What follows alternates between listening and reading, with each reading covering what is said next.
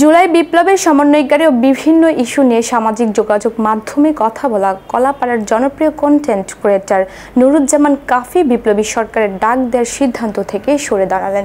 তিনি বলেন, আমার দেয়া 7 দিনের আলটিমেটাম শেষ হলেও কোনো সুরাহা হয়নি এবং এটা দ্রুত নিষ্পত্তি হওয়ার জন্যই সিআইডিতে মামলা ট্রান্সফার করা হয়েছে। ইতিমধ্যে ইনভেস্টিগেশন করা শুরু করেছে সিআইডি, তাই আমি এই সিদ্ধান্তের বিষয়ে আরও সময় নিয়েছি।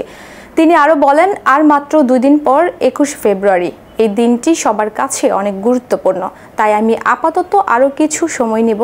তবে আমি রবিবার পটুয়াখালী ডিসি অফিসের সামনে আবারও সংবাদ সম্মেলন করে সবাইকে বিস্তারিত আপডেট দিব।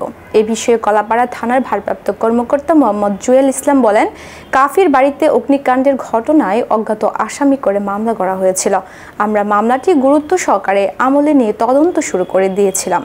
পরে তা অধিকতর ইনভেস্টিগেশন করার জন্য সিআইডিতে ট্রান্সফার করা হয়েছে।